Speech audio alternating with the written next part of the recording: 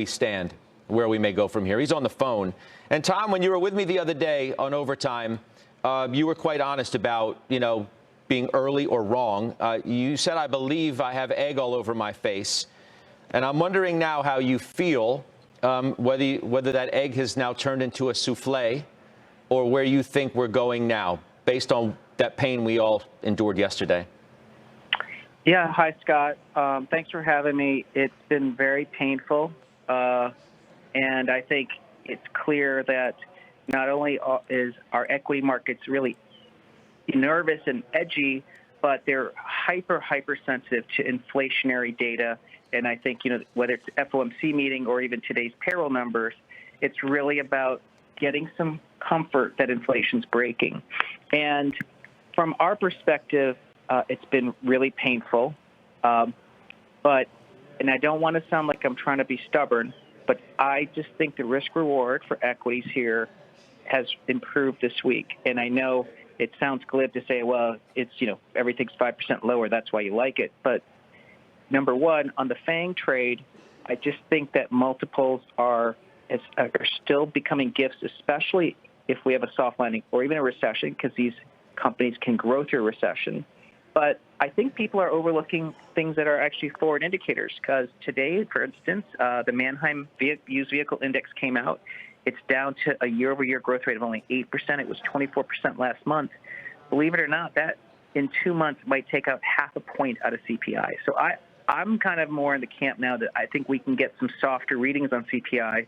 It's not necessarily in the hard data yet, but when it does, I think that's when stocks can really find their footing. Yes, it's been tough. Is that all we need? I mean, look, it's not like you haven't been a Pollyanna about this either. I mean, you said that the first half was going to be treacherous. That's the word that you used. And if anything, it's been even more treacherous. And I know you expected perhaps that it would be. Do you still stand, though, with your view that stocks are going to have a good second half of the year, knowing what we know about what the Fed is going to do?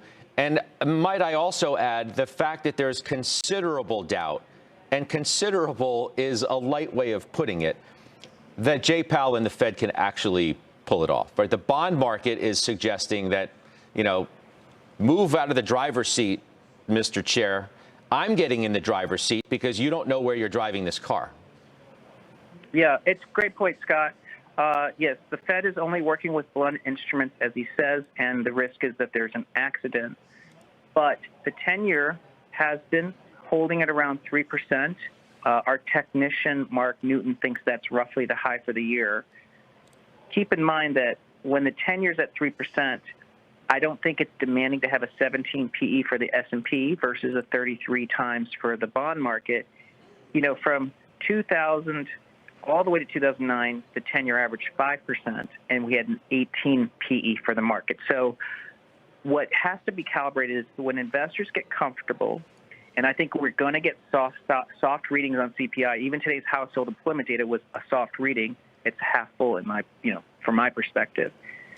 I think the multiple in equities will actually expand. And from 17, and again, for names like Facebook at 12 times or Google at 13, X cash, or Netflix at 14, they have a chance to even get to a market multiple and they can outperform. So I think there's ballast and underlying valuation support. We know sentiment's awful. We know positioning basically got liquidated. A lot of longs got liquidated and leveraged longs. And I think now it's just a question of the cadence of data. And if someone thinks the economy is going to get stronger, then there's downside to the market. But I think if things get softer, then I think equities can rally. And again, it's still a treacherous period. It's far worse than I expected.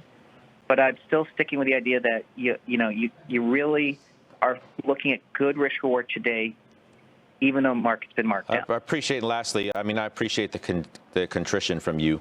Markets are humbling. You find out firsthand, you try and make a call, and they're humbling. Do you feel, before I let you run, that yesterday was the moment, down more than 90%, down volume, and then that follow through? Dow was down 500 or so earlier. It came back. It's still obviously lower, but was that the moment that we should have been looking for? Well, I like the Lowry's data. Lowry's has always had great data on calling bottoms, and their thing is really a crescendo, which is a 90% down day and 90% of points being down. That's what we did get.